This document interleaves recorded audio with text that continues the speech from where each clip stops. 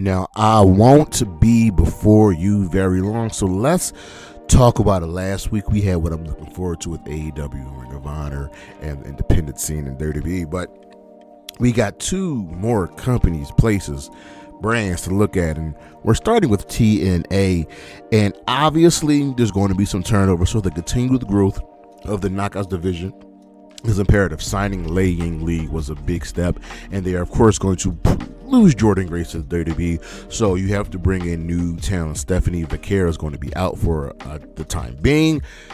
Indy Hartwell and Nixon Newell are just sitting right there. Both of them would be great additions to the Knockout division. Of course, Joe Hendry winning big. We know where 2025 is heading, what we think we know, and that will be at some point during the year, whether it's Bound for Glory, whether it's Final Revolution, whether it's Victory Road. Joe Hendry will become the AEW, the TNA World Champion. He has already gone viral. This will make him even more viral. And of course, there needs to be a new faction to oppose the system. Right now, the system is the current dominant faction in TNA. So who can truly oppose them? Yes, there have been teams here and there to really, challenge them, but nobody's able to really bring the fight to them. There's got to be a new group somewhere coming along the line to really get in their way. And then with Tessa Blanchard being back, it's a good place to a person to replace Jordynne Grace. She's got to make amends. She has to show that she's sorry. The company, before you were let go, made you their world champion. Not only that, it was a beautiful story, and you fumbled the bag. That's in addition to all of the other troubles you had with other wrestlers. Tessa has to make amends and say, listen, this time is going to be different. And like I already said, there's got to be someone to replace Jordynne Grace. She's clearly going to the WWE. She's clearly going to NXT. And you need someone who can be that new face, who can be the new face of that division. Right now, I really don't know. I don't think it's Masha. Killer Kelly's out. It could be Tessa, because she was the face at one point. It could be Lei Ying Lee. It could be Ash. I don't know. And they need a better TV deal. You know what I mean? Get off of, I don't even know where they're at. I think it's Axis, and find a place somewhere, whether it's basic cable, whether it's broadcast television. Get on TV, get more eyes on the product. And lastly, get a second show.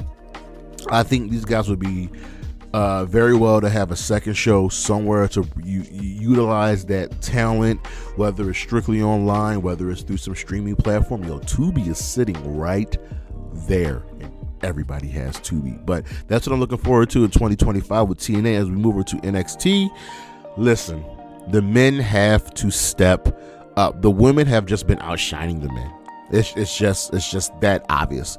The women of NXT are the bread and butter of the brand, so the men have to step up. Shawn Michaels will say, okay, I got Trick, I got Javon, I got Oba, I got Tony D'Angelo.